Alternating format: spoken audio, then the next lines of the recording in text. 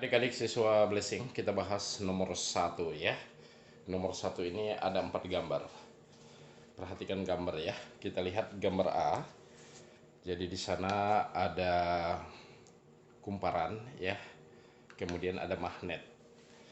Nah, katanya kalau magnet itu digerakkan ke kiri, artinya menjauhi kumparan ya. Maka bagaimana arah induksi magnetik yang ditimbulkan oleh kumparan ini dan arah arusnya bagaimana? Itu pertanyaannya. Kita jawab yang A ya. Tentu mula-mula kalau kita lihat ya, kutub utara itu kan berada dekat dengan kumparan ya. Berarti mula-mula arah B ke kanan yang ditimbulkan oleh magnet itu sangat besar. Nah, ketika dia dijauhkan, maka arah B ke kanan itu akan semakin lemah.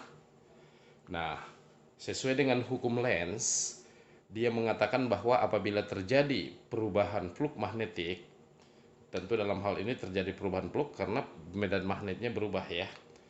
Apabila terjadi perubahan flux magnetik, maka pada kumparan ini akan mengalir arus di mana arah induksi magnetik yang ditimbulkan akan melawan perubahan. Nah, tadi arah B ke kanan besar. Ketika magnet ini digerakkan ke kiri, karena magnet itu akan menimbulkan arah B, arahnya itu keluar dari U, masuk ke kutub selatan ya. Nah, ketika digerakkan ke kiri, berarti perubahannya adalah arah B ke kanan mengecil. Maka pada kumparan ini akan mengalir arus yang melawan perubahan. Berarti arah B yang ditimbulkan kumparan itu harus ke kanan. Nah, karena arah B-nya ke kanan, tentu arah arusnya harus sesuai dengan arah yang ditunjukkan panah ini ya. Itulah jawabannya untuk yang A.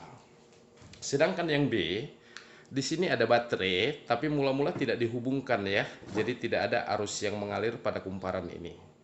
Sehingga tidak ada medan magnet yang ada di dalam kumparan ini ya. Kemudian di sini ada satu loop yang ada R-nya. Nah, kutub positif baterainya ada di sebelah kanan. Tentu ketika saklar dihidupkan, maka akan terjadilah perubahan arus. Di mana tadi tidak ada arus menjadi ada arus. Tentu arus ini sesuai dengan aturan tangan kanan akan menimbulkan arah B-nya adalah ke kanan, ya.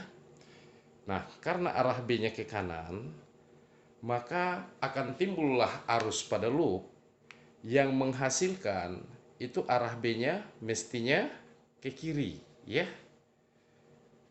Karena dia akan melawan perubahan ya. Ini tadi kan ke atas, jadi arah B-nya ke kanan.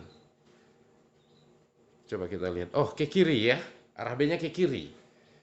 Nah, maka akan timbul di sini arus ya di R ini yang menyebabkan arah B-nya adalah ke kanan. Jadi arah I-nya seperti yang ditunjukkan gambar. Kita namakan I aksen ya, arahnya ke bawah.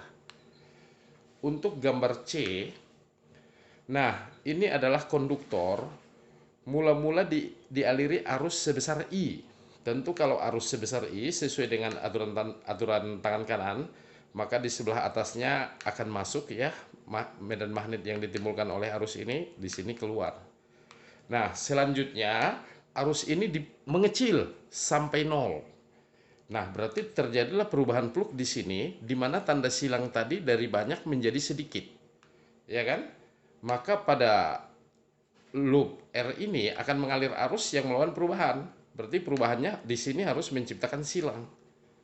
Artinya masuk ya. Kalau di sini masuk sesuai dengan aturan tangan kanan ya.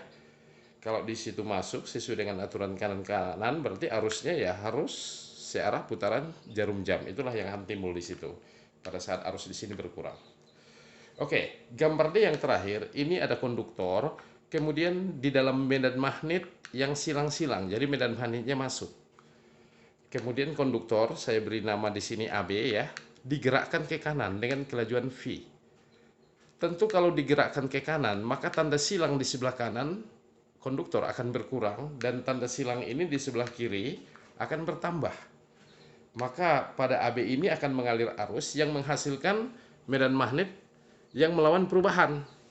Karena di sebelah kanan tadi berkurang, maka dia akan tambah silang di sebelah kanan. Maka arah arusnya kita namakan I aksen, itu adalah dari B ke A. Itulah jawabannya.